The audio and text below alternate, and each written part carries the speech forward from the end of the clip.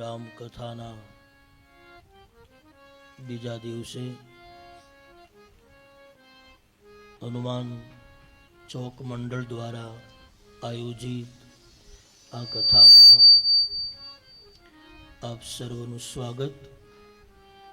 વ્યાસપીઠ ઉપરથી આપ સર્વોને મારા પ્રણામ. જય સિયારામ.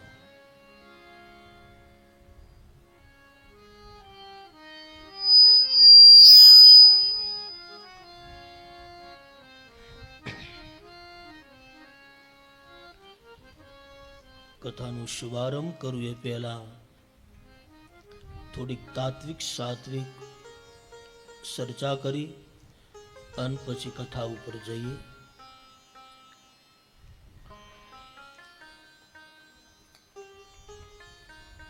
આપણે ત્યાં સાધનાના 4 પ્રકારો બતાવ્યા છે.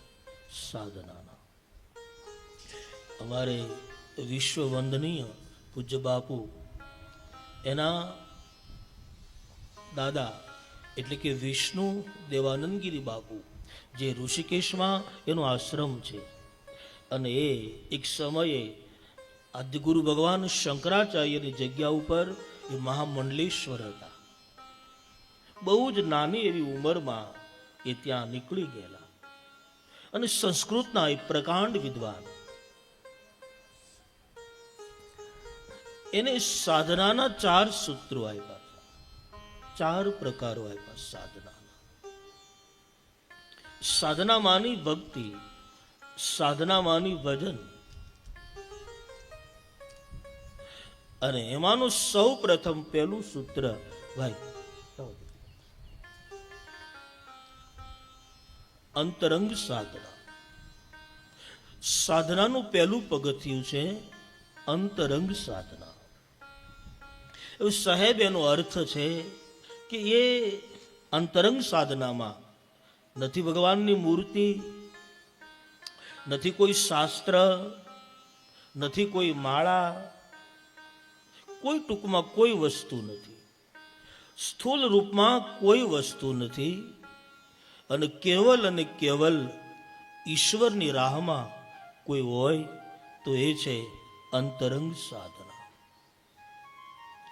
સબરી પાસે શું હતું?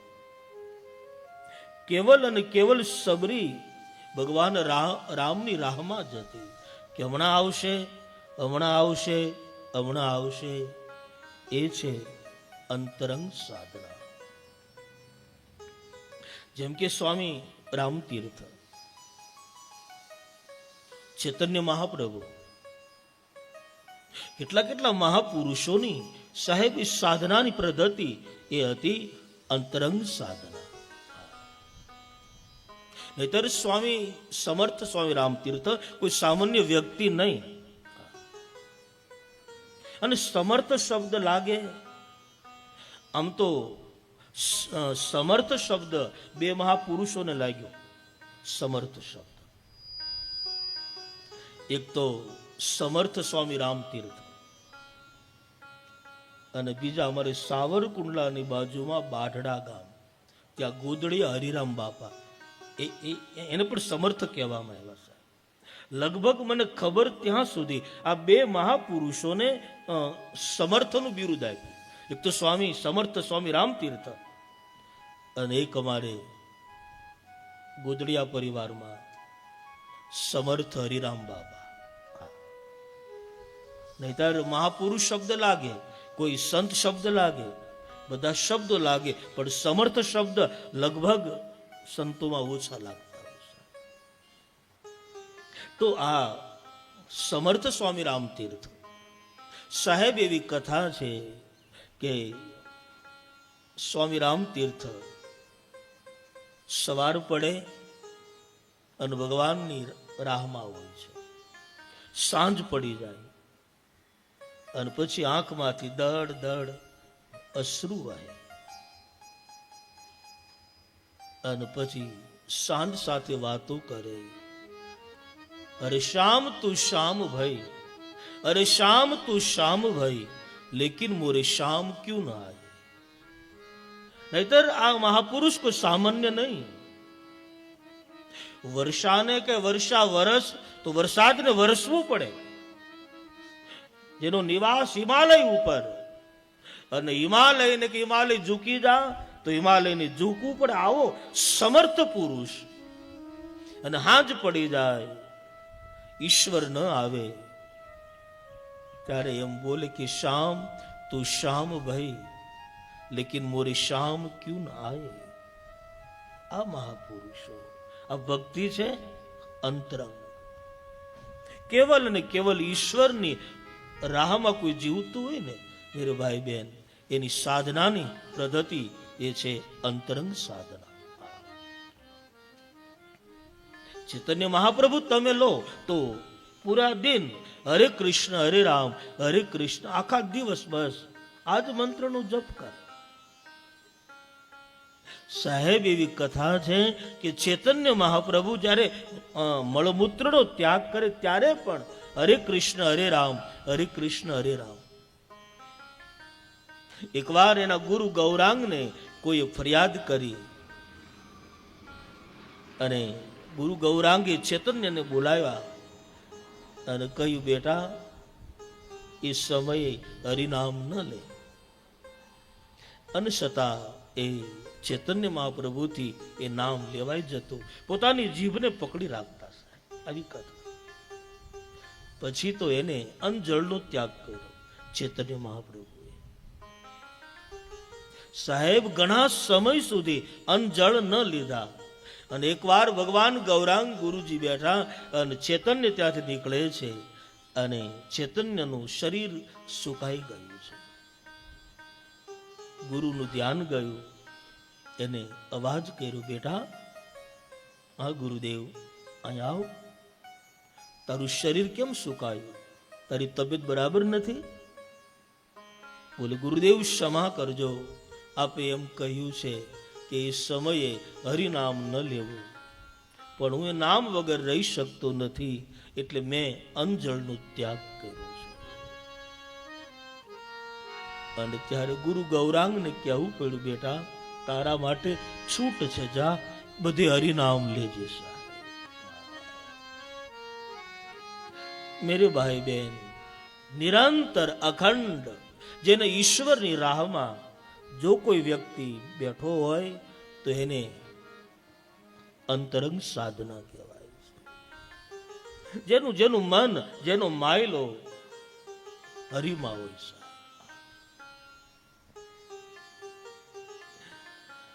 અને સાધનાનો બીજો પ્રકાર છે બહિરંગ સાધના.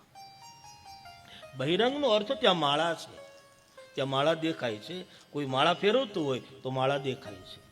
અથવા કોઈ પણ મંદિરમાં આપણે જઈએ અને કોઈ પણ એ મૂર્તિના આપણે ચાહક હોઈએ તો ભગવાનની મૂર્તિ આપણી સામે છે. કોઈ સદગ્રંથ છે,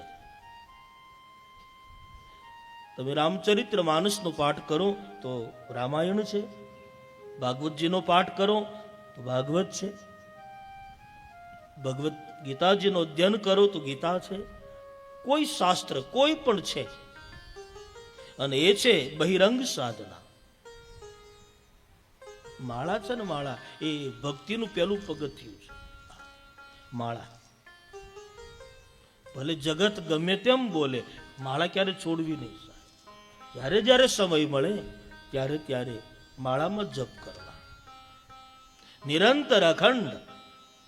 રોજ એવો નિયમ રાખવું કે આજ 2 માળા 5 માળા 11 માળા જે સમય મળે, પથારીમાં સૂતા સૂતા પણ માળા ફેરવી શકાય છે, છૂટ આપી સાહેબ. અને એ મારી તમારી બહિરંગ સાધના સાહેબ છે, બહિરંગ સાધના છે. હું તો એટલું કહું કે આપણે સનાતનીઓ છીએ, આપણે હિન્દુ છીએ, આપણા ઘરમાં કોઈને કોઈ શાસ્ત્ર હોવું જોઈએ. રામચરિત્ર માનસ રાખો, ભાગવતજી રાખો, શિવ પુરાણ રાખો, કાંઈ નહીં તો ભગવદ્ ગીતા રાખજો. કોઈને કોઈ શાસ્ત્ર આપણા ઘરમાં હોના ही चाहिए. આપણે એનું પઠન કરી બહુ સારી વાત. કદાચ આપણે ન કરીએ તો સાહેબ ઈશ્વર કોઈ પણ એવી પરમ ચેતનાને આપણા ઘરે મોકલશે અને શાસ્ત્ર એ વાંચશે સાહેબ. કોઈ બધાના જ ઘરમાં કોઈ ને કોઈ આપણું ધર્મગ્રંથ, આપણું સદગ્રંથ, આપણું કોઈ શાસ્ત્ર આપણા ઘરમાં હોવું જોઈએ. એ બહિરંગ સાધના છે. અને ત્રીજો પ્રકાર છે સાધનાનું પ્રત્યક્ષ સાધના. કોઈ મહાપુરુષની નજીક આપણે બેઠા હોઈએ અને પછી મને ને તમને કોઈનો ભય નથી, સાહેબ કાળની પણ મને ને તમને બીક નથી, અને એ છે પ્રત્યક્ષ સાધના. એ પ્રત્યક્ષ સાધના છે. અને ચોથો પ્રકાર છે સાક્ષાત સાધના. સાક્ષાત કોઈ પહોંચેલો બ્રહ્મ પુરુષ, કોઈ બ્રહ્મનિષ્ઠ વ્યક્તિ, કોઈ બુદ્ધ પુરુષ જેની પૂર્ણ રીતે મેન તમે શરણાગતિ સ્વીકારી હોય અને આપણે એની નજીક હોઈએ અને ત્યારે મને ને તમને આપણે કાંઈ કરવાની જરૂર નથી, પણ આપણો ભરોસો એના ઉપર હોય કે આ વ્યક્તિ બેઠા છે, મને કાંઈ નહીં થાય. સાહેબ એ મારી ને તમારી સાક્ષાત સાધના છે. અને પછી તો વીજળીને ચમકારે મોતીડા પરું પાનબાર. આપણી ગંગા સતીમાં મારી ને તમારી એ સાક્ષાત સાધના છે. સાહેબ એક વસ્તુ મેરે ભાઈ બેન યાદ રાખજો, આ વિશ્વ જગતમાં જે સમય મળે એ સમય પાછો ક્યારે નથી આવતો. સમયને આચવજો સાહેબ. હા,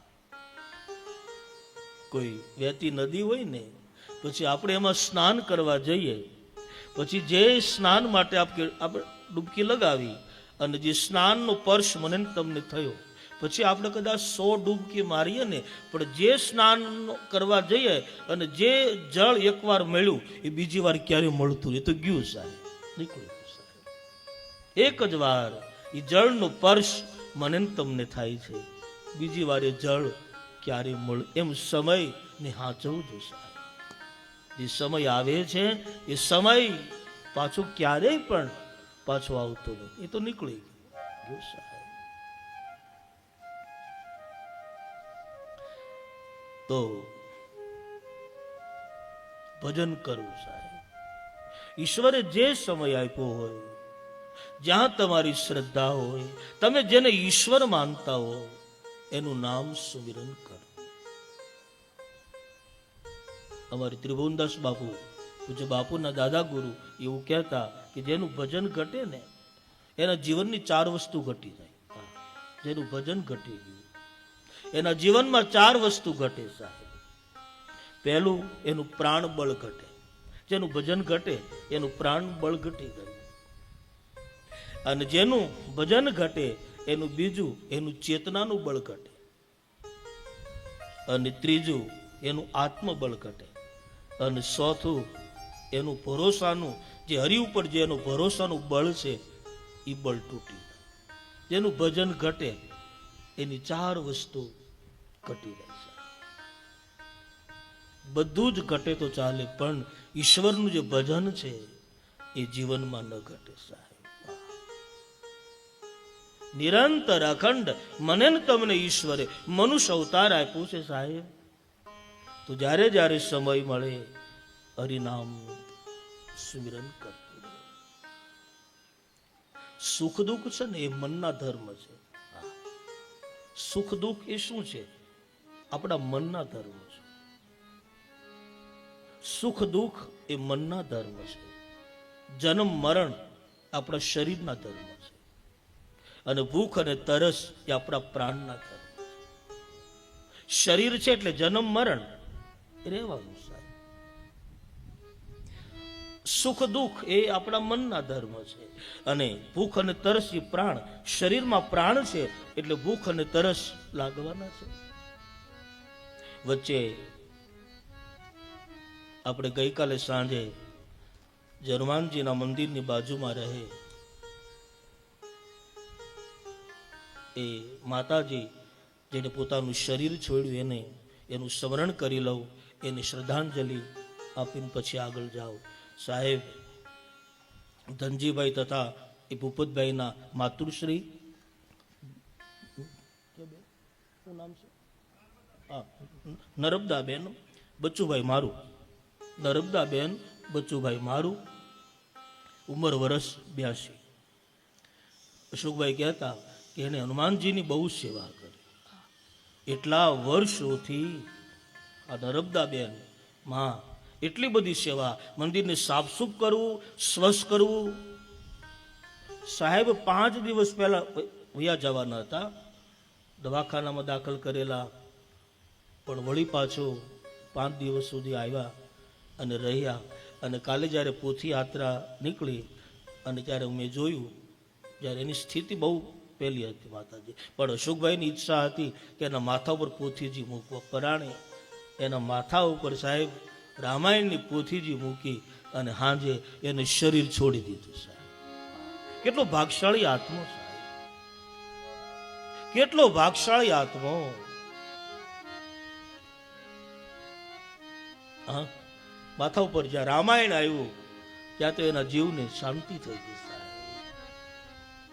અને એને પોતાનું શરીરમાંથી પ્રાણ એને છોડી દીધું સાહેબ. રામ રામ છે સાહેબ. હા, રામ કોનો ઉદ્ધાર ન કરે? જેના માથા ઉપર રામાયણ આવી જાય, જેના મસ્તક ઉપર રામચરિત્ર માનસ આવી જાય, પછી એ જીવવાની શું કામ આશા કરે?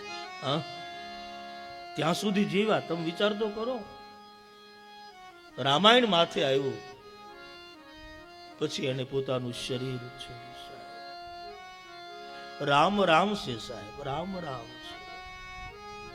ચરિત્ર માનસમાં જ્યારે ગિધરાજ, જટાયુ અને જ્યારે રાવણનું ભયંકર યુદ્ધ થાય અને ત્યારે લંકાપતિ રાવણે એ જટાયુની બંને પાંખો કાપી અને જટાયુ ભૂમિ ઉપર પડ્યો.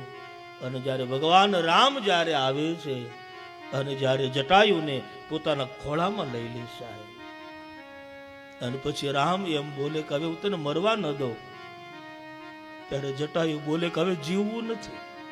હા, હવે નથી જીવવું.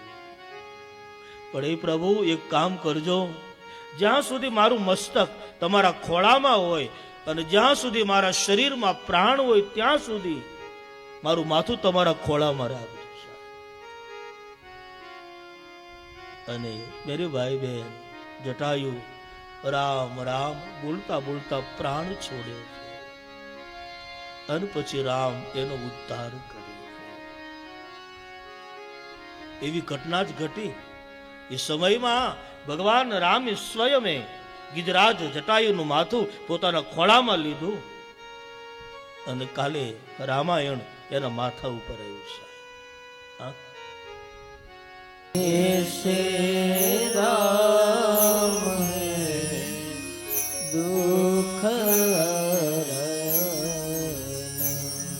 સાહેબ આપણું મરણ એના હાથમાં છે, આપણું મરણ એના હાથમાં છે, પણ એનું સમરણ આપણા હાથમાં છે. હા, આપણું મરણ એના હાથમાં છે પણ પાછું એનું સમરણ આપણા હાથમાં છે. ભલે મારી નાખે પણ એનું સમરણ આપણા હાથમાં છે. હરિને પુકારી લેજો સાહેબ, હરિને ગાઈ લેજો, એને સમરી લેજો. ખબર નહીં કાળ મને ને તમને ક્યારે ઠપાટ મારે અને ક્યારે આ ખોળિયું ખાલી કરવું પડે સાહેબ. માટે હરિને પુકારી લે. તો નર્મદામાં જેનું કાલે અવસાન થયું, વ્યાસપીઠ ઉપરથી હનુમાનજીને કહું કે એના જીવને પરમ ગતિ, પરમ પદ આપજો. એ સાથે એની ચેતનાને પ્રણામ કરું. આખું જીવન જેને હનુમાનજીની સેવા કરી, મને બહુ નવાઈ લાગી અશોકભાઈ કે કદાચ તમે મને પૂછો કે ભાઈ હનુમાનજીની એને સેવા કરી એનું ફળ શું, તો હું એટલું જ કહું એનું ફળ છે આ રામાયણ એના માથા ઉપર આવીને આ ફળ છે. પૂરું જીવન હનુમાનજીની સેવા કરી એનું ફળ, તો એનું ફળ રામચરિત્ર માનસ સ્વયં એના મસ્તક ઉપર આવ્યું સાહેબ. રામાયણ શું છે? રામાયણ ભગવાન મહાદેવ શિવનું મસ્તક છે. હા, સાદર શિવહી નાહી અબ માથા. ગોસ્વામીજી માનસમાં લખ્યું કે રામચરિત્ર માનસ, રામાયણ એ ભગવાન શંકરનું મસ્તક છે. હા, રામાયણ મહાદેવનું માથું છે, શિવનું માથું છે. તમારે શિવલિંગ ઉપર અભિષેક કરવો હોય અને મહાદેવનું મંદિર ન હોય, શિવલિંગ ન હોય, તો સાહેબ રામચરિત્ર માનસની તમે 2 ચોપાઈ બોલો, સમજો તમારો શિવ પરનો અભિષેક થઈ ગયો છે. કારણ કે રામાયણ સ્વયં મહાદેવનું માથું છે, ભગવાન શિવનું. આ તો પ્રસાદ છે સાહેબ, શંકરનો પ્રસાદ છે. શિવનું મસ્તક રામાયણ છે. તો બાપ, શ્રદ્ધાંજલિ આપું, 2 મિનિટ સંકીર્તન કરી લો. તો આમ તો જીવ એટલે 2 અક્ષર, જીવ. આમ તો 2 અક્ષરમાં આખું શરીરનું જીવન પૂરું થઈ જાય, 2 અક્ષરમાં. અમારે હમણાં ચૂડા કથા હતી, ત્યાં એક ભાઈ આ વાત કરેલી. માનો કે માથું 2 અક્ષર, માથું. વાળ 2 અક્ષર, ભાલ 2 અક્ષર, નેણ 2 અક્ષર, નેત્ર એટલે આંખ 2 અક્ષર, કાન 2 અક્ષર, નાક 2 અક્ષર, મોઢું 2 અક્ષર, જીભ 2 અક્ષર, ગળું 2 અક્ષર, ડોક 2 અક્ષર, છાતી 2 અક્ષર, પેટ 2 અક્ષર, પગ 2 અક્ષર, હાથ 2 અક્ષર, અંદર છે રામ એ 2 અક્ષર. સાહેબ 2 અક્ષરનું શરીર, પણ જ્યારે મૃત્યુ પામે સાહેબ, અને ત્યારે અગ્નિ સંસ્કાર આપવામાં આવે, લાકડા મૂકી અને પછી જે પૂરું થઈ જાય અને વધે રાખ, એ 2 અક્ષર છે. અને છેલ્લે મહાદેવના મંદિરમાં જે આપણે મૂકવા માટે જઈએ, એ દીવો 2 અક્ષરનો, રાખ દીવો. સાહેબ 2 અક્ષરનું આ શરીરનો શુભારંભ થાય, શરૂઆત થાય, અને રાખમાં અને દીવામાં આ શરીર 2 અક્ષરમાં પાછું હમાઈ જાય. 2 અક્ષરનું તમે જુઓ, 2 અક્ષર. તો ગઈકાલે મેં આપને કથા કહેલી કે ગોસ્વામી તુલસીદાસજી રામચરિત્ર માનસના 7 કાંડ લખ્યા, એમાં 7 મંત્ર લખ્યા.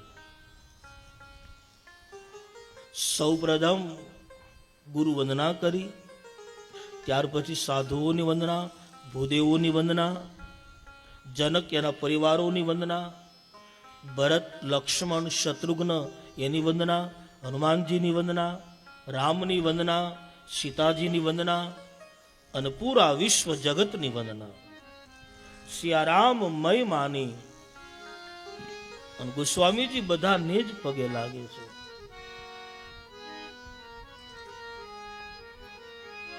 સિયારામ મય માની, અને બધાને જ પ્રણામ કર્યા છે. અને ગોસ્વામીજી ભગવાન રામને પ્રણામ કર્યા છે, રામના નામની વંદના કરી છે. રામ માની સ્વર્ગ, હા, રામ માની સાધ્ય, રામ માની મોક્ષ, રામ માની બધું જ સાહેબ. રામ એ પૂર્ણ શબ્દ છે સાહેબ, રામ પૂર્ણ છે. ભગવાન રામનો જે જન્મ થયો ને સાહેબ, એ તિથિ 9 સાહેબ. હા,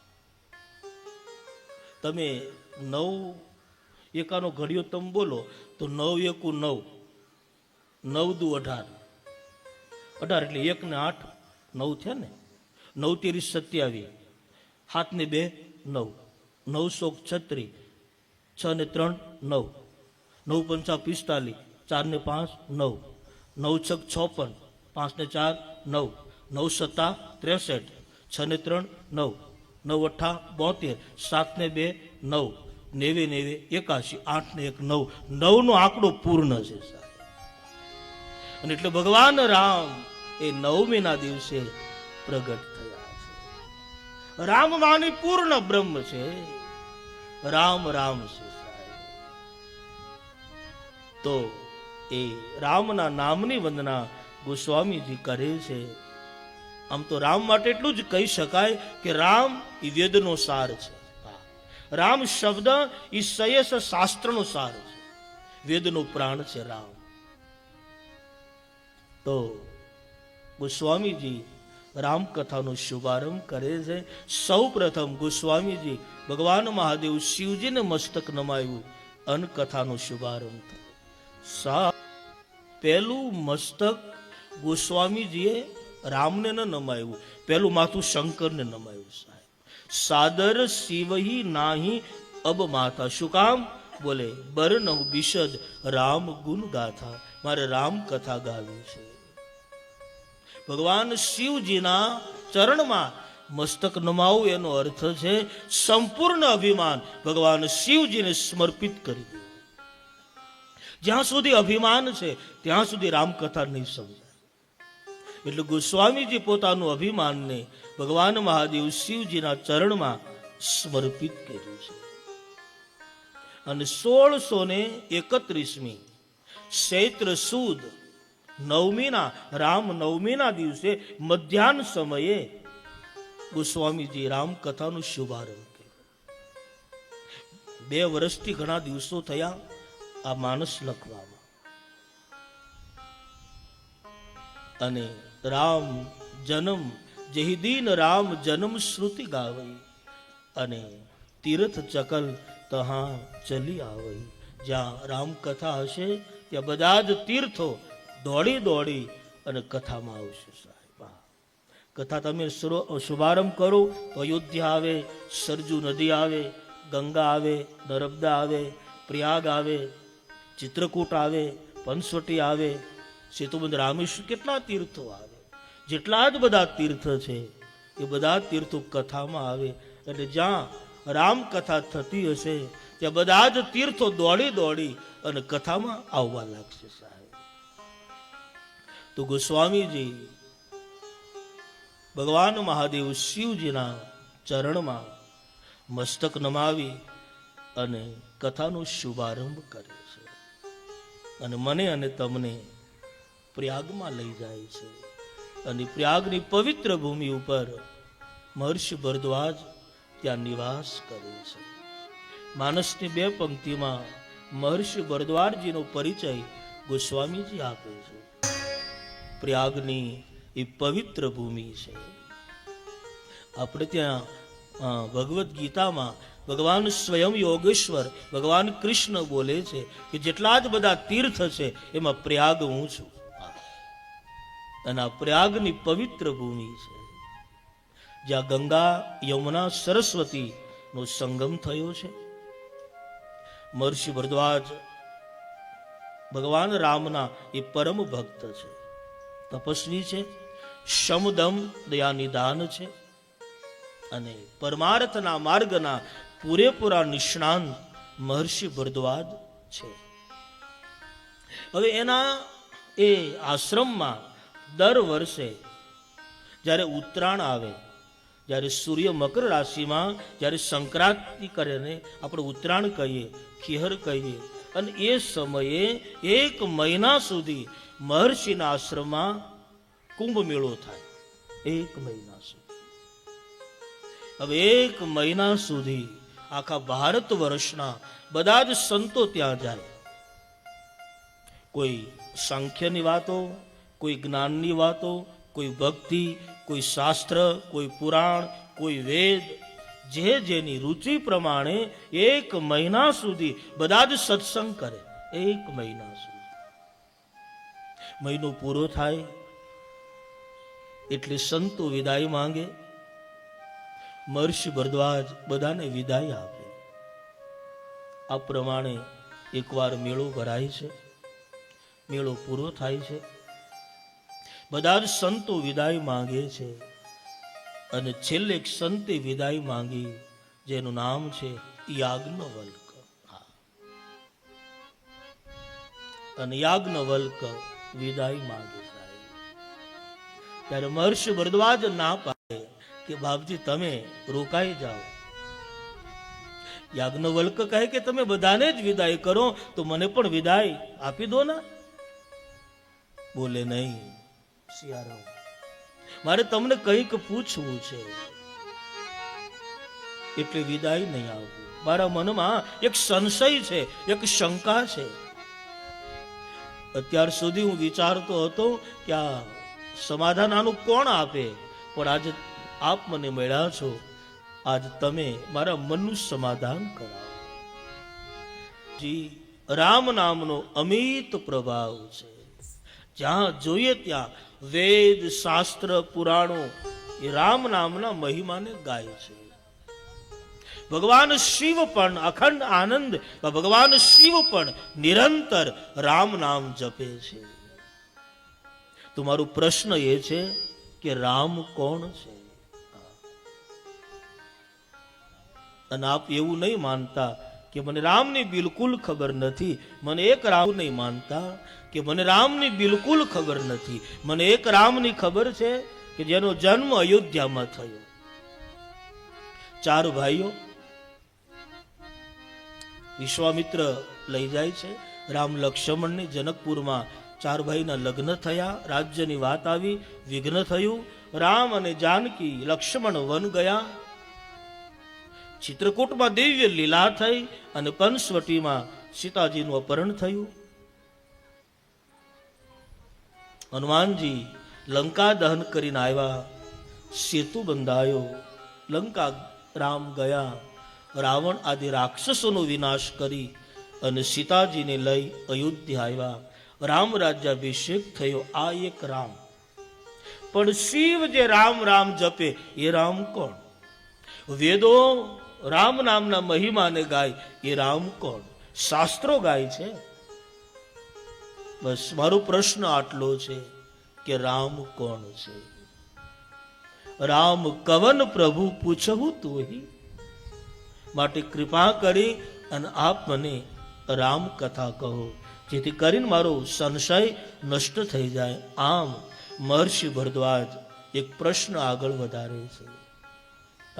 યાજ્ઞવલ્કજી રામકથાનો મહિમા કહે છે કે રામ કથા સચી કિરણ સમાના, સંત સકોર કરહી જેહી પાના.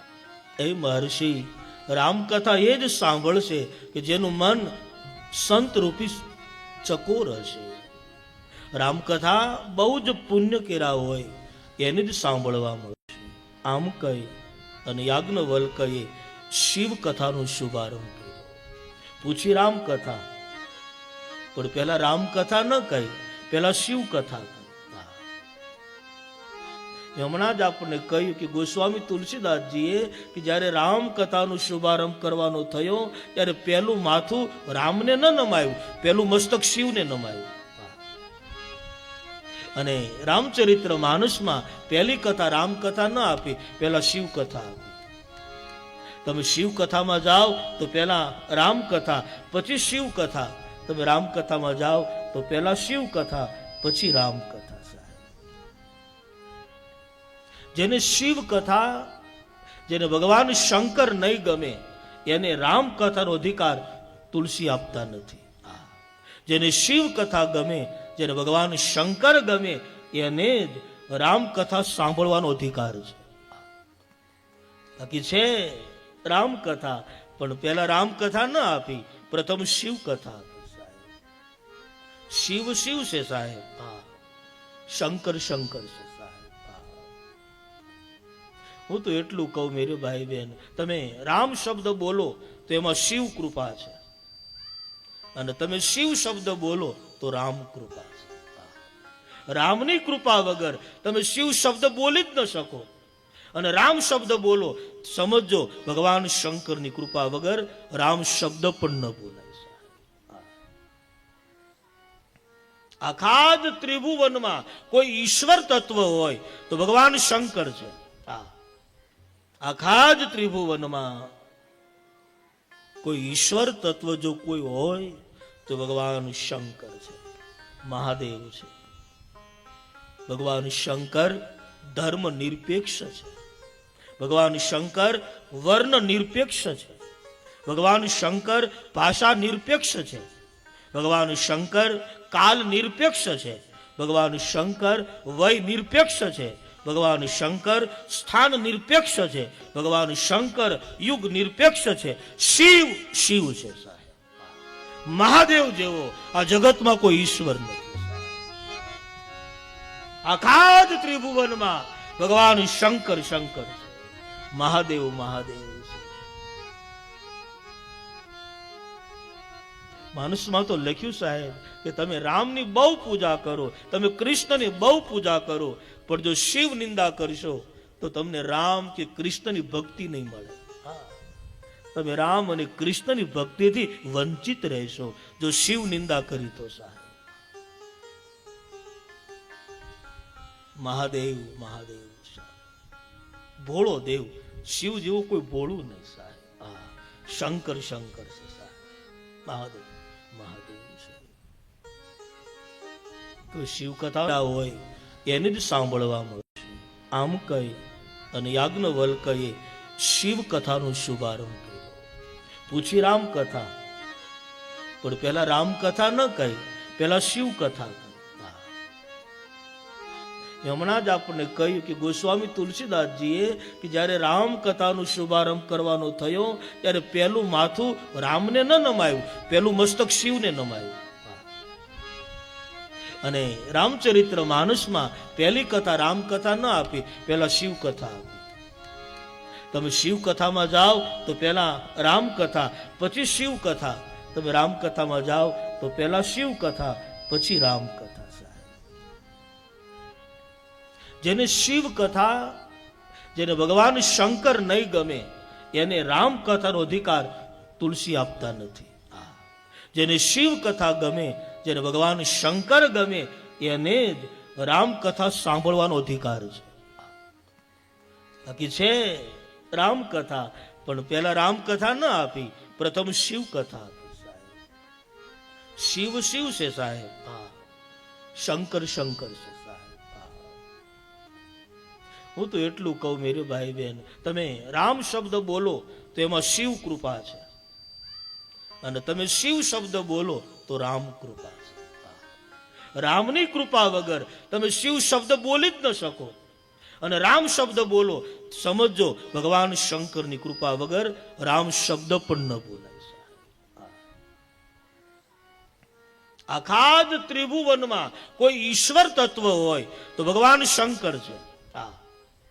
આખા જ ત્રિભુવનમાં કોઈ ઈશ્વર તત્વ જો કોઈ હોય તો ભગવાન શંકર છે, મહાદેવ છે. ભગવાન શંકર ધર્મ નિરપેક્ષ છે, ભગવાન શંકર વર્ણ નિરપેક્ષ છે, ભગવાન શંકર ભાષા નિરપેક્ષ છે, ભગવાન શંકર કાલ નિરપેક્ષ છે, ભગવાન શંકર વય નિરપેક્ષ છે, ભગવાન શંકર સ્થાન નિરપેક્ષ છે, ભગવાન શંકર યુગ નિરપેક્ષ છે. શિવ શિવ છે સાહેબ. મહાદેવ જેવો આ જગતમાં કોઈ ઈશ્વર નથી. આખા જ ત્રિભુવનમાં ભગવાન શંકર શંકર છે, મહાદેવ મહાદેવ છે.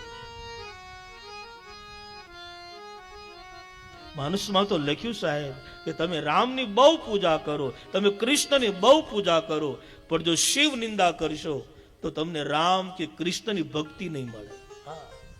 તમે રામ અને કૃષ્ણની ભક્તિથી વંચિત રહેશો જો શિવ નિંદા કરી તો સાહેબ.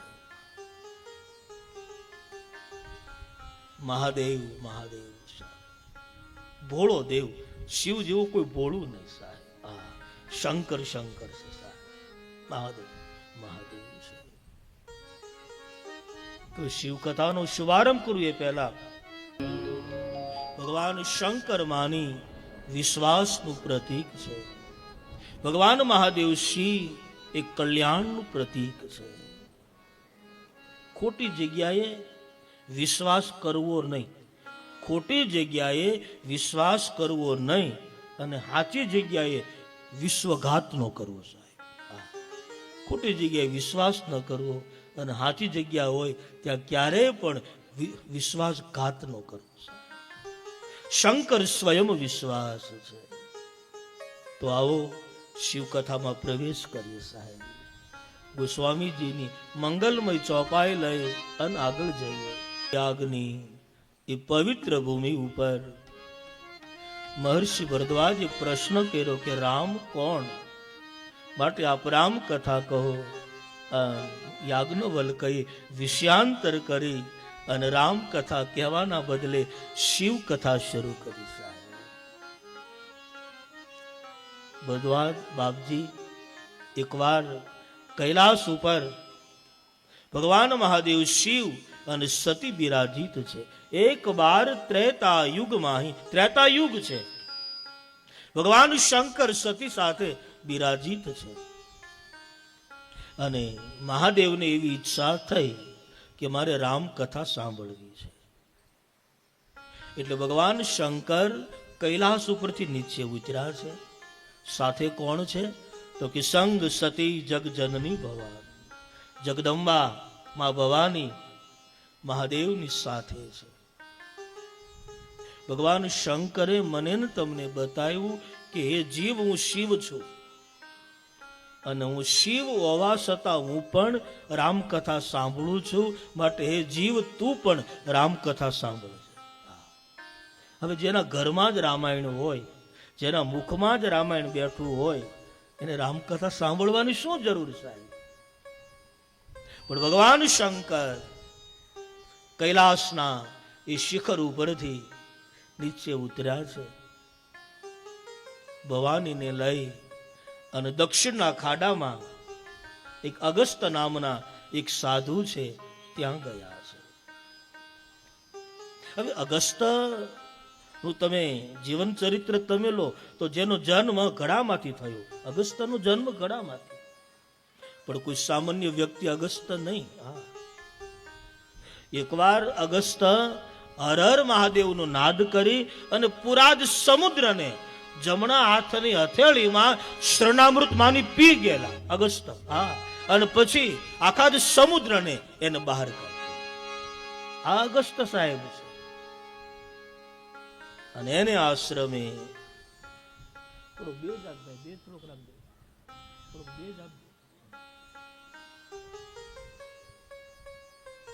અને એને જ આશ્રમે ભગવાન મહાદેવ શિવ અને મા ભવાની કથા માટે ગયા છે.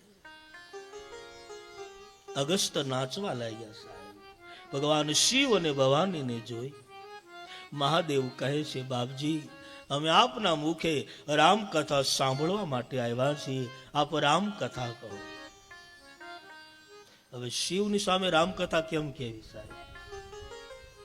અગસ્ત કહે, મહાદેવ, તમે સ્વયં ત્રિભુવન ગુરુ છો, તમને હું શું કથા કહું? બોલે, નહીં, આપ રામકથા કહો. અગસ્ત મુનિ આરતી તૈયાર કરી અને શિવ અને ભવાનીની આરતી ઉતારે છે. ક્રમ તૂટી ગયો, નહીતર શ્રોતા વક્તાઓની પૂજા કરે, આરતી કરે, અને આજે વક્તા શ્રોતાઓની આરતી ઉતારે. શું કામ ખબર? વક્તા મહાન નથી, શ્રોતા મહાન છે. આ તો એક વ્યવસ્થા ખાતર આપણે વક્તાને ઊંચા બેસાડીએ, બધા જોઈ શકે, કથા સાંભળી શકે. બાકી વક્તા મહાન નથી, શ્રોતા મહાન છે. શ્રોતા મહાન છે. તમે 2 કલાક 3 કલાક બેસો, એ તમારું તપ છે. તમારું તપ છે. હું તમને થોડાક ફાયદા પણ તમારા ગણાવું કે શ્રોતાઓને કેટલા ફાયદા. પહેલો ફાયદો શ્રોતાઓ કે શ્રોતાઓ કોઈ પણ સમયે કથામાં આવે એને છૂટ છે, તમારી આલોચના નથી. સાંભળજો, શ્રોતાઓને છૂટ આપી. એક ઘડી આધી ઘડી આધી મેં પુનિયાદ, તુલસી સંગત સાધુ કી કટે કોટી અપરાધ. શ્રોતાઓને જે સમય મળે એ સમય શ્રોતાઓએ કથામાં આવવું એને છૂટ છે, વક્તાઓને નહીં. આ પહેલો તમારો ફાયદો. માની લો તમારો અડધો કલાકનો સમય છે, આવો. કોઈનો ફોન આવે તમે પાછા નીકળી પણ જાઓ, મારે કામ છે ભાઈ. આ તમારે ફાયદો છે સાહેબ, પહેલો ફાયદો. બીજો તમારે ફાયદો એ કે પગ દુખતા હોય તો આડા હવળા લાંબા ટૂંકા કરી શકાય. છૂટ છે, આલોચના નથી, છૂટ છે, વક્તાઓને નહીં. એને તો પલોઠી વાળીને બેસી જવાનું 3 કલાક 3.5 કલાક, પગ ગમે એમ ઠેકડા મારે તોય. શ્રોતાઓને છૂટ છે, વક્તાઓને નહીં. શ્રોતાઓને બીજી એ છૂટ પણ છે કે ઊંઘ આવતી હોય, નિંદ્રા દેવી આવતા હોય, એકાદું ઝોલું લેવું હોય તો લઈ શકાય, છૂટ છે. વક્તાઓની છૂટ નહીં, એને તો જાગૃત રહેવું પડે કે અમારે શું બોલવું છે. ભાઈ પવન પંખો બંધ કરજો, હા બંધ કરજો.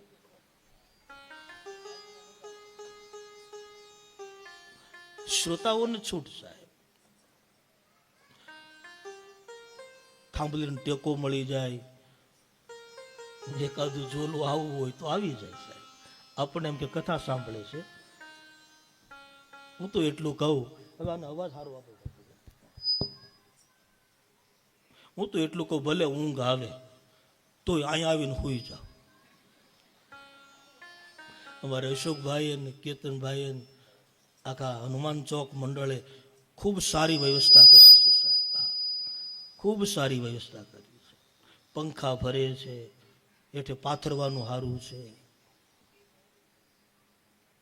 કદાચ આપણે આપણા ઘરે સૂઈ જઈએ ને તો આપણને આપણા ઘરમાં કોઈ નહીં જગાડે, પણ જો કથાના મંડપમાં આવીને સૂઈ જઈએ તો ક્યારેક ને ક્યારેક ભગવાન રામ જગાડી દેશે, ક્યારેક શંકર જગાડશે, ક્યારેક ભગવાન કૃષ્ણ જગાડશે સાહેબ. એટલે ભલે તમારે ઊંઘ આવે, અહીંયા આવીને સૂઈ જાઓ.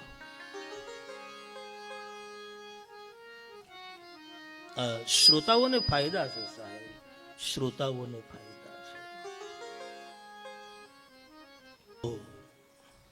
અગસ્ત્યજીના આશ્રમે ભગવાન શંકર અને મા ભવાની જાય છે, રામકથાની માંગણી કરી છે. અગસ્ત્ય નાચવા લાગ્યા છે, ભગવાન શિવ અને ભવાનીની આરતી ઉતારે છે. ભગવાન મહાદેવે આનો સરસ અર્થ કર્યો, પણ સતીના મનમાં સંશય ઉભો થયો અને સતી વિચાર કરે કે સમુદ્ર સમાન રામકથા અને જેનો જન્મ ઘડામાંથી થયો હોય, હવે એ રામકથા શું કરવાનું? અથવા તો જે વક્તા મારી આરતી ઉતારે એ કથા શું કરી શકવાનું? અગસ્ત્ય ઋષિએ આખી રામકથાનો શુભારંભ કર્યો, પણ સતીના મનમાં શંકા થઈ, સંશય થયો, એટલે સતીએ રામકથામાં ધ્યાન ન આપ્યું. ભગવાન શંકરે રામકથા સાંભળી. છેલ્લે લખ્યું ગોસ્વામીજીએ કે સુની મહેશ પરમ સુખમાન. ચોપાઈમાં ગોસ્વામીજી લખે કે ખાલી ભગવાન શિવનું નામ લખ્યું, સુની મહેશ પરમ સુખમાન. ભગવાન શંકરે રામકથા સાંભળી એટલે મહાદેવને પરમ સુખની પ્રાપ્તિ થઈ. કથા પૂરી થઈ. ભગવાન શિવજીને એમ થયું કે આમનમ કથા ન સંભળાય, મારે કઈ ને કઈ આપવું જોઈએ સાહેબ. એટલે ભગવાન શંકર એને પૂછે, બાપજી માંગો શું આપું? અને અગસ્ત્યએ ભક્તિની માંગણી કરી છે, મહાદેવ મને ભક્તિ આપો સાહેબ. અને ભગવાન મહાદેવ શંકરે ભક્તિ આપી છે. આ જગતમાં ભક્તિ બે વ્યક્તિ આપી શકે, એક શિવ કૃપાથી ભક્તિ મળે અને કોઈ સદગુરુની કૃપાથી ભક્તિ મળે. બે વ્યક્તિ જ ભક્તિ આપી શકે, યા તો ભગવાન શંકર કૃપા, શિવ કૃપા, અને અથવા તો સદગુરુ કોઈ સાધુની કૃપા. આ પરંપરા કેટલી ઉજ્જવળ છે કે હજુ આપણે પરંપરા નિભાવી રહ્યા સાહેબ. ભગવાન મહાદેવ શિવજી કહે કે આમનમ કથા ન સંભળાય, મારે કઈ ને કઈ આપવું જોઈએ. અને એ પ્રવાહિત પરંપરા આપણે બધા સાચવીએ છીએ. એટલે આપણે કથામાં ગમે ત્યાં જઈએ તો કઈ ને કઈ વ્યાસપીઠને સમર્પિત કરીએ. આ પ્રવાહિત પરંપરા ભગવાન શંકરે ઊભી કરી, મહાદેવે ઊભી કરી. થોડો સમય શિવ અને સતી રોકાય છે.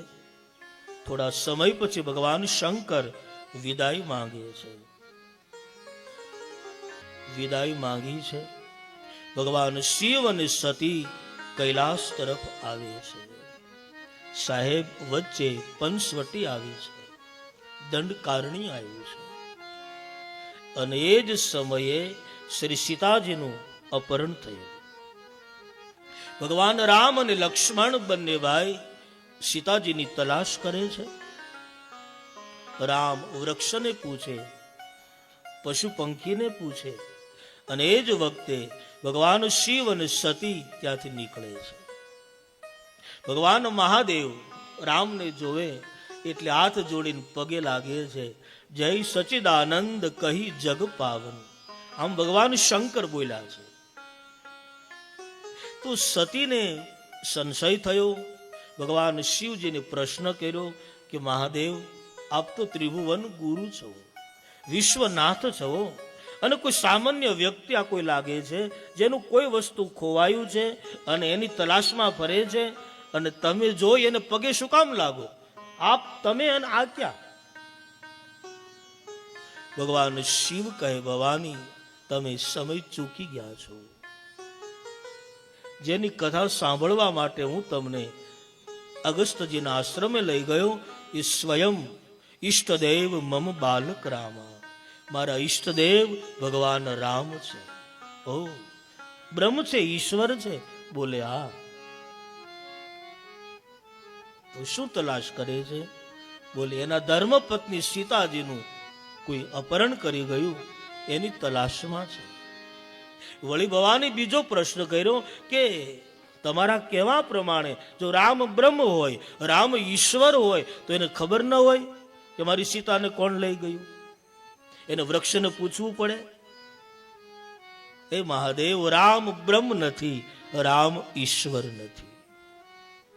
હવે જેને શિવ સમજાવે છે, સતા સતી માનવા તૈયાર નથી. અત્યારના સમયમાં કોક બોલે કે રામ ભગવાન નથી તો ખોટું ન લગાડવું. હવે એ કાળમાં સ્વયં શંકર સમજાવે, સતા સતી માનવા તૈયાર નથી. છેલ્લે ભગવાન શિવજીને કહેવું પડ્યું, તો જાય કીન પરીક્ષા લે. જાઓ પરીક્ષા કરો. અને દેવી રામ કોણ છે આપને કહું. અન ગોસ્વામી, એ ભવાની રામ બ્રહ્મ છે. હજારો હજારો વર્ષોથી કોઈ મહાપુરુષ સાધનામાં લીન હોય પણ રામ શબ્દ સાંભળતાની સાથે પોતાની સમાધિને ખોલી નાખે છે. સતી વેદ જેનો પાર ન પામે, નેતિ નેતિ કઈને વેદ થાકી જાય, ઈ રામ છે. ઈસોઈ રામ વ્યાપક બ્રહ્મ ભુવન નિકાય પતિ માયા ધની, અને અવતરહુ અપને ભગત ઈજ નીજ તંત્ર નીજ રઘુકુલ મની. રામ વ્યાપક છે, રામ બ્રહ્મ છે, રામ ઈશ્વર છે, રામ મારા ઈષ્ટ છે. સતી માનતા નથી. ભગવાન શિવને કહેવું પડ્યું, તો જાય કીન પરીક્ષા લેવું. જાઓ પરીક્ષા કરો. પણ એટલું ધ્યાન રાખજો કે તમે જેની પરીક્ષા માટે જાઓ છો એ સ્વયં બ્રહ્મ છે. વિવેક મર્યાદા ન ચૂકાઈ જાય એનું ધ્યાન રાખજો. સતી આવે છે, કઈ રીતે પરીક્ષા કરવી એનો વિચાર કરી અને વિચાર કર્યો કે લાવ સીતાનું રૂપ લઈ અને જાઓ. જો ભગવાન રામ બ્રહ્મ હશે તો મને તુરંત ઓળખી જશે, અને ઈશ્વર નહીં હોય તો મારો હાથ પકડી હર્ષિત થશે. આવો વિચાર કરી અને સતી સીતાનું રૂપ લઈ અને રામની પરીક્ષા માટે આવે છે. અને ભગવાન રામ અને લક્ષ્મણ ચાલે છે, એની આગળ આગળ સતી સીતાનું રૂપ લઈને ચાલવા લાગ્યા છે. રામચરિત્ર માનસ તમે લો તો રામ એ જ્ઞાન છે, સીતા એ ભક્તિ છે, લક્ષ્મણ એ વૈરાગ્ય છે. સૌ પ્રથમ રામ ચાલે છે, એની પાછળ ભક્તિ છે, પછી વૈરાગ્ય છે. મૂળ ભક્તિ હોય ને, મૂળ ભક્તિ, અચલ ભક્તિ, એ ભગવાન રામના પગલે પગલે ચાલે. મૂળ ભક્તિ હોય. નકલી ભક્તિ હોય ને એ ભગવાન કરતા આગળ હોય સાહેબ. એટલે ભગવાનને કાંઈ લેવા દેવા જ ન હોય. આ તો નકલી છે સાહેબ. લક્ષ્મણજીનું ધ્યાન ગયું, લક્ષ્મણ ઓળખી ગયા. ભગવાન રામજીનું ધ્યાન ગયું, ભગવાન રામ દોડતા જાય છે. પણ મુશ્કેલી એ થઈ કે શું કેવું. હા,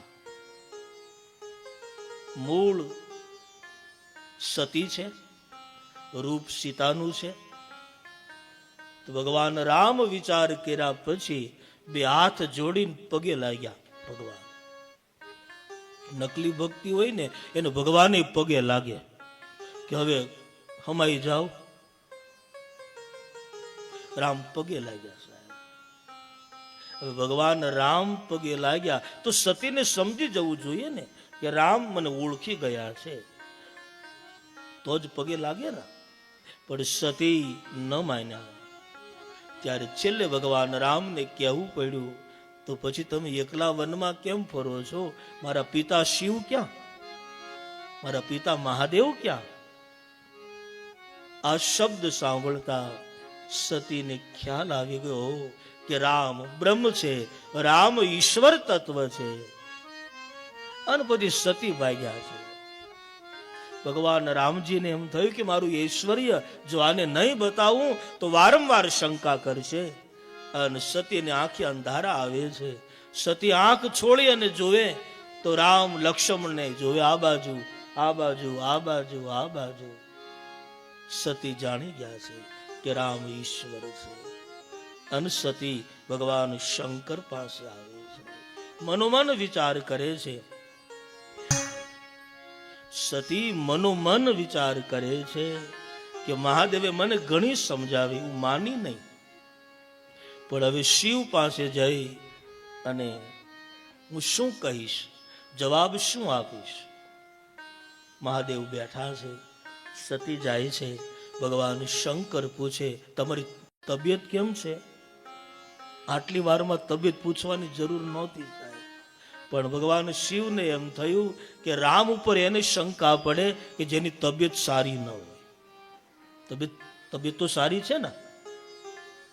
અને મહાદેવી પ્રશ્ન કર્યો કે તમે જે રીતે પરીક્ષા કરી હોય એ સત્ય વાત કરજો, સાચું બોલજો. સતી બોલે છે.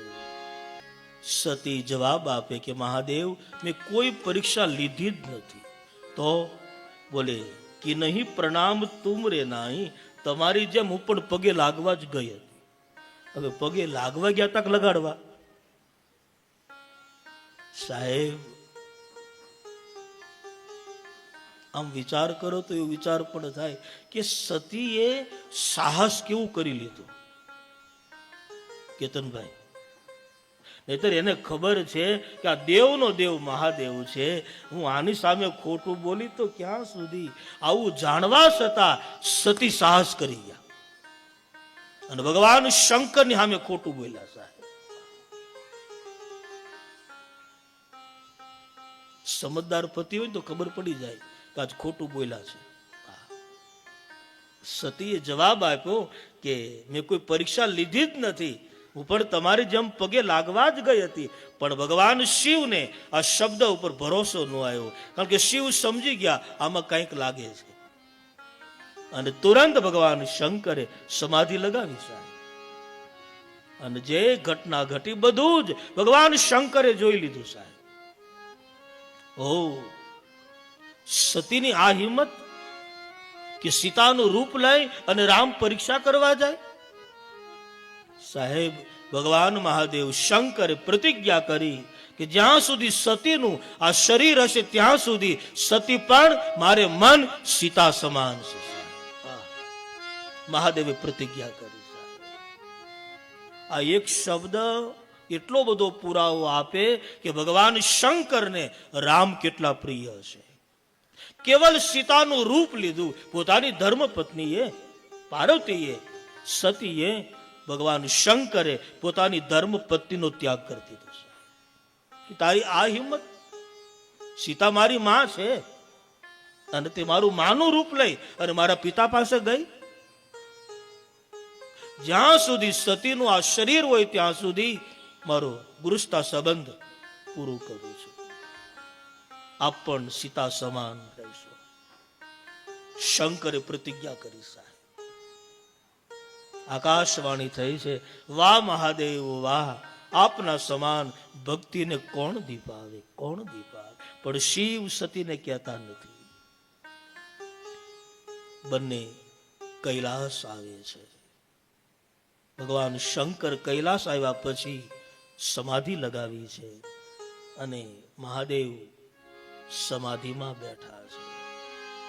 1 વર્ષ 2 વર્ષ નહીં, પણ 87,000 વર્ષ સુધી ભગવાન શંકર સમાધિમાં રહ્યા.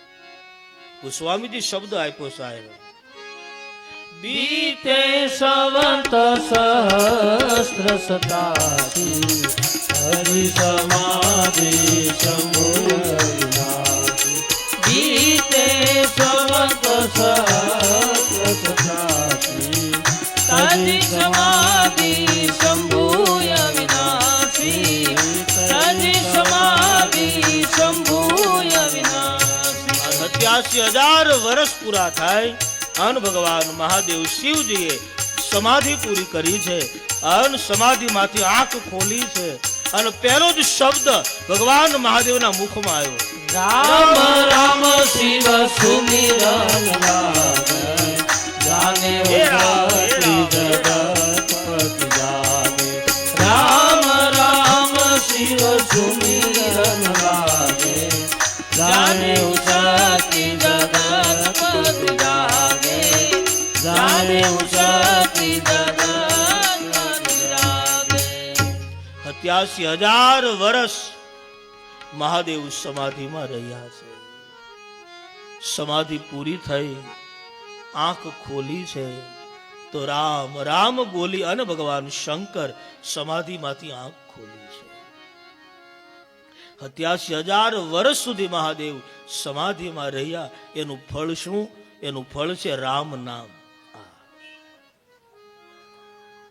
રાત્રિ પડે ને અને જ્યારે આપણે શયન કરીએ, સૂઈ જઈએ, સવાર પડે અને પહેલી જ વાર આપણી આંખ ખુલે ત્યારે જેની ઉપર મને ને તમને વિશ્વાસ છે, જેના નામની આપણે માળા કરીએ છીએ, જે ઈશ્વર આપણા મનમાં વસી ગયો છે, એ ભગવાનનું નામ પહેલું આપણા ઓઠે આવે છે. જ્યારે મારીને તમારી નિંદ્રા રૂપી જ્યારે સમાધિ પૂરી થાય ત્યારે પહેલું નામ એનું આપણા મુખ ઉપર આવે છે. તમે શિવને માનતા હો તો પહેલું નામ મહાદેવનું આવશે. તમે રામને માનો તો પહેલું નામ રામ આવશે. તમે કૃષ્ણને માનતા હો તો પહેલું નામ કૃષ્ણનું આવશે. તમે દુર્ગાને માનતા હો તો તમારું પહેલું નામ મધુર. કોઈ પણ જ્યારે આપણી આંખ જ્યારે ખુલે ત્યારે પહેલું નામ આપણા હોઠ ઉપર એનું આવે છે. ભગવાન શંકર 87,000 વર્ષ સુધી સમાધિમાં રહ્યા છે. સમાધિમાંથી આંખ ખોલી તો પહેલો શબ્દ શિવના મુખમાં રામ આવ્યો સાહેબ. રામ રામ શિવ સુમિરન લાગે. સતીએ સાંભળ્યું. સતીને ખબર પડી કે હવે તો જગતપતિ જાગ્યા છે. સતી શિવ પાસે આવ્યા છે. ભગવાન શિવ સતીને જોઈ અને કહે કે મારી સન્મુખ બિરાજો. તમારું આસન મારા ડાબા ભાગમાં હતું પણ તમે ખોયું છે, માટે શંકર સન્મુખ આસન દીના સન્મુખ બિરાજો. સતી બેઠા છે. સતી બહુ દુખી છે. ભગવાન શિવને પણ દુઃખ થયું. ભગવાન શિવને એમ થયું લાવ કઈ ધર્મમય કથા કહું જેથી કરી અને સતીને સુખ મળે. મહાદેવ ધર્મમય કથા કહેવા જાય. કોઈ જીવનો શિવ જ્યારે ત્યાગ કરે ને ત્યારે થોડું દુઃખ જીવને થાય એમ થોડુંક દુઃખ શિવને પણ થાય સાહેબ. મહાદેવ ધર્મની કથા કહેવા જાય.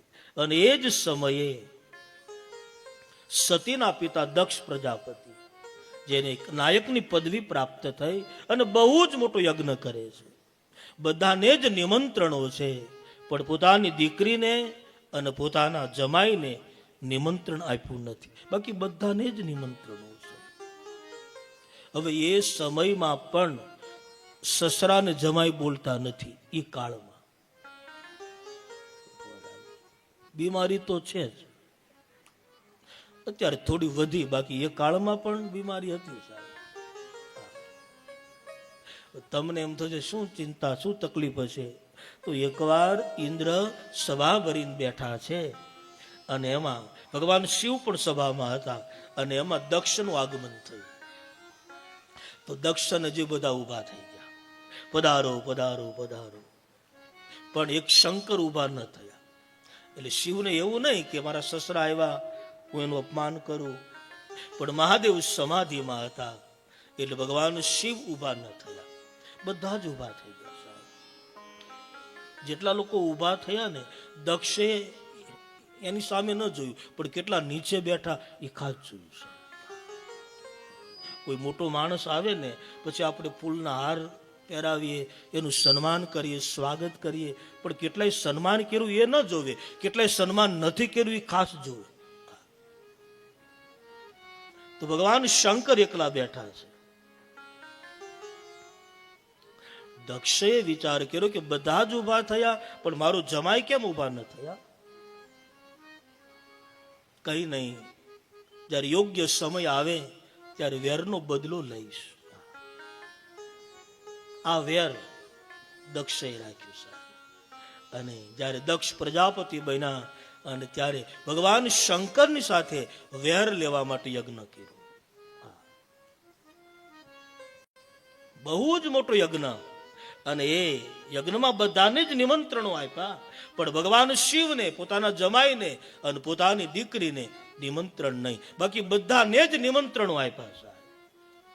હવે આ બાજુ બરાબર કૈલાસ ઉપર ભગવાન શંકર કથાનો શુભારંભ કરે, અને એ જ વખતે તમામ દેવતાઓ વિમાન લઈને નીકળ્યા સાહેબ.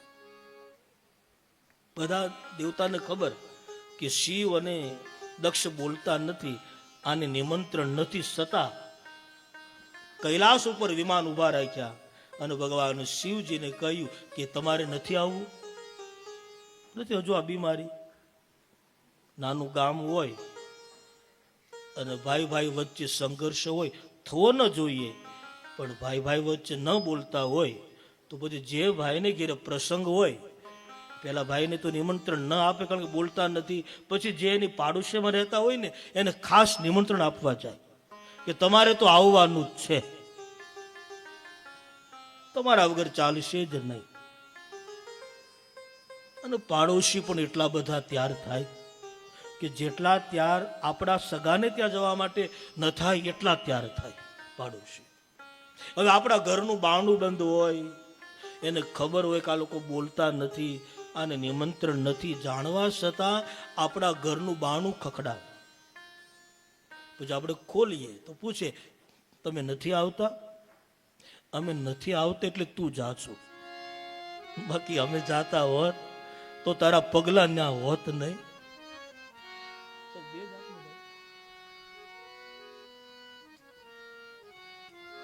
તો કૈલાસના શિખર ઉપર ભગવાન મહાદેવ શિવ બરાબર કથાનો શુભારંભ કરે છે. રાવદેભાઈ, અને એ જ સમયે આકાશમાંથી વિમાન નીકળે છે. ભગવાન શિવને કહે છે કે તમારા સસરાને ત્યાં પ્રસંગ છે, તમારે નથી આવવું? પણ શિવ શિવ છે, મહાદેવે સામે ન જોયું સાહેબ. પણ સતીનું ધ્યાન કથામાંથી વિમાનમાં ગયું છે. સતી શિવને પૂછે આ વિમાન ક્યાં જાય છે? મહાદેવ કહે દેવી ન સાંભળ, બોલે નહીં બતાવો. ભગવાન શિવજીને કહેવું પડ્યું તમારા પિતા બહુ જ મોટો યજ્ઞ કરે છે, અને મારી સાથે જરા અણબનાવ છે, એટલે મને અને તમને નિમંત્રણ નથી. બધાને નિમંત્રણો આપ્યા છે, આ વિમાન ત્યાં જાય છે. દીકરીના પિતાને ત્યાં કોઈ સારું પ્રસંગ હોય તો સ્વાભાવિક દીકરીની ઈચ્છા થાય.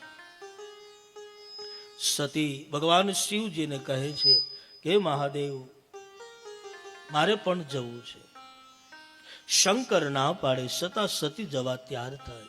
ભગવાન શંકરે બે ગણોને મોકલ્યા છે અને સતી ત્યાં આવ્યા છે. દક્ષ સામે આવે છે પણ પોતાની દીકરીને જોઈ અને મોઢું ફેરવી ગયા છે. પોતાની બહેનો મળે છે તો વ્યંગ ભાષા બોલવા લાગી છે. એક બીજી બહેનો બોલે છે, ખબર ને હજુ ક્યાંક મકાન બનાવ્યું હશે કે કેમ, શમશાનમાં રહેતા હશે, વસ્ત્રો પહેરતા હશે કે કેમ. આવી વ્યંગ ભાષા બોલી સતીને મેણા મારે છે. સતી આગળ જાય છે. સ્વામીજી કહે એક માં મળે છે સાહેબ. માં દીકરી ભેટી પડ્યા છે. માં કહે બેટા ખોટું લગાડીશ નહીં, તારા પિતાની બુદ્ધિ અભિમાનમાં ડૂબી છે પણ હું તારી છું. આમ કહી માં દીકરી ભેટી પડ્યા છે. સતી યજ્ઞશાળામાં ફરે છે અને આખા યજ્ઞશાળામાં ભગવાન મહાદેવ શિવનું સ્થાન નથી, ભગવાન શંકરની પૂજા નથી. અને સતી સહન ન કરી શક્યા અને સતીના મુખમાંથી શબ્દ નીકળે છે. સતી યજ્ઞશાળામાં મધ્ય ભાગમાં ઉભા છે અને શિવનું અપમાન સહી ન શક્યા અને માથાના વાળ છૂટા મૂક્યા છે અને જમણા પગના અંગૂઠામાંથી અગ્નિ બહાર કાઢી અને સતી દુર્ગા રૂપ ધારણ કરે છે અને સતી બધાને સંબોધિત કરે છે, હે સભાસદો સાંભળી લો, જેણે ભગવાન શિવ નિંદા કરી છે અને મહાદેવની જે નિંદા સાંભળી છે બધા જ પાપના ભાગીદાર સાહેબ છે. મારા પિતાના શુક્રથી મારું બંધાયેલું મારું શરીર, મારો દેહ જેનો પિતા શિવ નિંદા કરે એને જીવન જીવવું ન જોઈએ. આમ કહી અન સતી અગ્નિ બહાર કાઢે છે અને યજ્ઞની અંદર પોતાનું શરીર હોમી અને અગ્નિની સાથે અને સતી પણ બળી અને ભસ્મ થયા. અસ કઈ સતી બોલે છે કે જેણે શિવ નિંદા કરી એ દીકરી જીવાય નહીં, જેણે મહાદેવ નિંદા કરી સાંભળી છે બધા પાપના અધિકારી છે, બધાને એનું ફળ પ્રાપ્ત થશે. આમ કહી સતી અગ્નિમાં સમાઈ જાય છે. પોતાનું શરીર બાળી અને ભસ્મ કર્યું છે. મરતા મરતા ભગવાન શિવ પાસે માંગ્યું, હે મહાદેવ જન્મ જન્મ સુધી મને તમે જ મળજો, શિવ આપ જ મળજો, આવું વરદાન માંગી અને સતી બળી ભસ્મ થયા છે. મહાદેવના જે ગણો સાથે છે યજ્ઞ તોડવા લાગ્યા છે. ભગવાન શિવને ખબર પડી અને ભગવાન શંકરે વીરભદ્રને પ્રગટ કર્યો છે. વીરભદ્ર આવ્યો છે અને વીરભદ્ર યજ્ઞને તોડવા લાગ્યો છે. સાહેબ એટલું જ નહીં, દક્ષ પ્રજાપતિનું માથું કાપવામાં આવ્યું છે. વિષ્ણુ ભગવાન પધારે છે, પિતામહ બ્રહ્મા આવે છે, ભગવાન શિવને બોલાવે છે અને મહાદેવનો જે ક્રોધ છે એ ક્રોધને શાંત કરવામાં આવ્યું છે. વિષ્ણુ ભગવાન કહે, મહાદેવ તમે દક્ષ પ્રજાપતિને સજીવન કરો. અને વિષ્ણુ ભગવાનના કહેવાથી ભગવાન શિવજી કહે કોઈને મોકલો, કોઈનું મસ્તક કાપીને લાવે. અને એ પ્રમાણે ગણો જાય છે, બકરો મળે અને એનું માથું કાપી અને દક્ષ પ્રજાપતિના શરીર ઉપર એ માથું લગાવવામાં આવ્યું છે. ભગવાન શંકર સજીવન મંત્ર બોલ્યા છે અને દક્ષ પ્રજાપતિ આળસ મરડી અને બેઠા થયા છે. સંતો કહે છે કે કોઈ વ્યક્તિ ભલે મારે ને તમારે મનુષ્યનું માથું છે, પણ જો મનુષ્યનું મસ્તક હોવા છતાં હું ને તમે શિવ નિંદા કરીએ તો મારે ને તમારે બકરાના જ માથા છે. સાહેબ ઈશ્વરે સુંદર મસ્તક આપ્યું છે, સુંદર મનુષ્યનું માથું આપ્યું છે અને મનુષ્ય બનાવ્યા છતાં કોઈ શિવ નિંદા કરે, કોઈ રામ નિંદા કરે તો સમજો એને બકરાના જ માથા છે. દક્ષ ક્ષમા માંગે છે કે મહાદેવ ક્ષમા કરજો, મને ક્ષમા આપજો. ભગવાન શિવ એની ક્ષમા આપે છે અને ભગવાન શંકર, બ્રહ્મા, ભગવાન વિષ્ણુ ત્યાંથી વિદાય થાય છે. જે સતી યજ્ઞમાં બળી અને ભસ્મ થયા એ જ સતીનો પુનઃ જન્મ હિમાચલમાં થયું સાહેબ. ગોસ્વામીજી લખે છે એ જ સતીનું બીજો જન્મ હિમાચલને ત્યાં થયું છે. હિમાચલ અને મહારાણી મેનાને ત્યાં સતીનો જન્મ થાય છે. બંને વૃદ્ધ છે અને વૃદ્ધ અવસ્થામાં મહારાણી મેનાને ત્યાં એક દીકરીનો જન્મ થયો સાહેબ. સાક્ષાત સ્વયં જગદંબા હિમાચલને ત્યાં પધાર્યા છે. કોઈના ઘરે દીકરી જન્મે ને ત્યારે એના ઘરે દીકરીની સાથે સાથ 7 વિભૂતિ આવે છે. ભગવદ્ ગીતામાં ભગવાન સ્વયં યોગેશ્વર કહે છે 7 પ્રકારની વિભૂતિ એના ઘરે આવે છે કે જેના ઘરે દીકરી જન્મ ધારણ કરે. પહેલું સૂત્ર છે એના ઘરે કીર્તિ આવે, બીજું શ્રી આવે, શ્રી, ત્રીજું લક્ષ્મી આવે સાહેબ. કોઈના ઘરે દીકરો ગમે તેવો જન્મે, કોઈ કીધું કે તમને ભગવાન જન્મા નહીં, પણ દીકરી જન્મે તો આપણે બોલીએ કે તમારે ઘરે લક્ષ્મીજી પધાર્યા છે, તમારે ઘરે લક્ષ્મીજી આવ્યા છે. ભગવદ્ ગીતા કહે છે 7 પ્રકારની વિભૂતિ એના ઘરે આવે છે. પહેલું કીર્તિ, શ્રી એટલે લક્ષ્મી, વાક્ર, સ્મૃતિ, મેઘા, ધૂતિ અને ક્ષમા. કોઈ પણના ઘરે દીકરી જન્મે તો એની સાથે સાથ આ 7 પ્રકારની વિભૂતિ એના ઘરે આવે સાહેબ. મહાપુરુષો પાસે એવું સાંભળ્યું પણ છે જેના ઘરે દીકરીનો જન્મ થવાનો હોય ને એના ઘરે સ્વયં પહેલા ભગવાન જાય ને તપાસ કરે. હા, સ્વયં ઈશ્વર પહેલા જાય છે ઘર જોવા માટે અને પછી એના ઘરે દીકરીને મોકલે સાહેબ. દીકરી મહાન છે સાહેબ. કોઈ કુળમાં કોઈ પુત્ર મહાન બને તો પિતાના એક કુળને જ તારે, પણ કોઈ કુળમાં દીકરી મહાન બને તો બાપના 2 કુળને તારી દે સાહેબ. દીકરી દીકરી છે, એનું સમર્પણ, એનો ત્યાગ. હા, સંસારના જેટલા જ બધા પાત્રો છે એમાં નિસ્વાર્થ પાત્ર કોઈ હોય તો એ છે દીકરી. નિસ્વાર્થ પાત્ર, કોઈ સ્વાર્થ નહીં સાહેબ. બાપને 100 વીઘા હોય ને તો આમ ઠેબુ મારીને વહી જાય, ઠેબુ મારી દે સાહેબ. દીકરી દીકરી છે, એના તોલે આ જગતમાં કોઈ નો આવે. એનો પ્રેમ, દીકરીનો પ્રેમ મારી નાખે છે, પ્રેમ મારી નાખે. અને ઘરમાં જો દીકરીને કોઈ વાલું હોય ને તો એનો બાપ હોય સાહેબ, અને બાપને કોઈ વાલું હોય તો એની દીકરી હોય છે સાહેબ. અદ્ભુત સમર્પણ છે, અદ્ભુત પ્રેમ છે સાહેબ, અદ્ભુત પ્રેમ છે.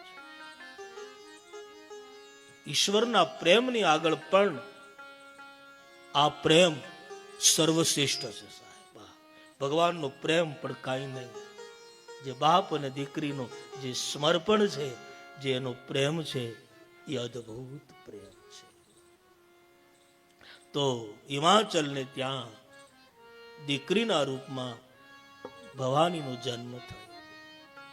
આખું હિમાચલ નગર સાહેબ શણગારવામાં આવ્યું છે, ઘરે ઘરે ઉત્સવ ઉજવવામાં આવ્યો છે. મારી એટલી પ્રાર્થના સાહેબ કે કોઈના ઘરે દીકરી જન્મે ને તો જે દીકરો જન્મે અને જેટલો ઉત્સવ કરો એના કરતા વધારે ઉત્સવ કરજો સાહેબ. તમારા ઘરે દીકરી જન્મી છે સાહેબ, દીકરી જન્મી છે, ઉત્સવ વધારજો, ઉત્સવ વધારજો. હું તો ઘણી વાર કથામાં કહેતો રહ્યો કે કોઈનો બાપ મહેનત કરી, મજૂરી કરી, નોકરી કરી અને પોતાના ઘરે જાય તો જો યુવાન દીકરી હશે ને તો તુરંત પાણી લઈને આવશે, બાપુજી પાણી પીવો. પણ યુવાન છોકરો હશે ને એ ફોનમાં લઈને બેઠો હશે પણ ઊભો નહીં થાય સાહેબ. પણ જો દીકરી હશે તો તુરંત દોટ મૂકશે, બાપુજી પાણી લો. આ વેદના સાહેબ, આ સંવેદના કેવલ અને કેવલ દીકરીમાં છે. તો સ્વયં જગદંબા આજ હિમાચલને ત્યાં મહારાણી મેનાને ત્યાં જન્મ ધારણ કરી અવતાર થયો છે. એકવાર નારદજી ત્યાં આવે છે. ત્રિકાલજ્ઞમ સર્વજ્ઞમ તુમ ગતિ સર્વત્ર તુમારી કવહુ સુતા કે દોષ ગુણ હૃદય વિચારે. નારદજી પધાર્યા છે. હિમાચલે બહુ જ મોટું સન્માન કર્યું. પધારીએ પધારીએ. અને નારદજીને કહ્યું, હે દેવર્ષિ, આપ તો બધી જગ્યાએ સર્વત્ર છો. અમારી દીકરીનો જન્મ થયો છે, હજુ અમે એના નામકરણ કર્યા નથી, તો આપ કૃપા કરો એનું નામ પાડી દો. અને શ્રી નારદજી હસ્તરેખા જોઈ અને નામ પાડે છે કે હિમાચલ મહારાણી મેના, તમારી દીકરીનું એક નામ નથી, અનેક નામો છે. ઉમા, અંબિકા, ભવાની, બહુસર, દુર્ગા, મહાકાલી, ખોડિયાર, જે નામ આપો તે આપો સાહેબ. અને તમારી પુત્રીનું કોઈ સંસારની કોઈ સ્ત્રી તમારી દીકરીનું નામ લઈ અને પોતાના સૌભાગ્યની રક્ષા કરી શકશે. આપણી પુત્રી મહાન છે. આપણી પુત્રીના ગામે ગામ મંદિરો થશે. આપણી દીકરીના કથાઓ થશે. આપણી દીકરી મહાન છે. આવા સુંદર નામો આપ્યા છે. અહીં પણ કથા, આ મંડપમાં, આ પાવન ક્ષેત્રમાં માં ભવાનીનો જન્મ થયો. એકવાર ભાવથી જગદંબાનો જય ઘોષ કરી બોલે અંબે માત કી જય, મહાકાળી માત કી જય, નવ દુર્ગા માત કી જય. હાર હાર મહાદેવ. 2 મિનિટ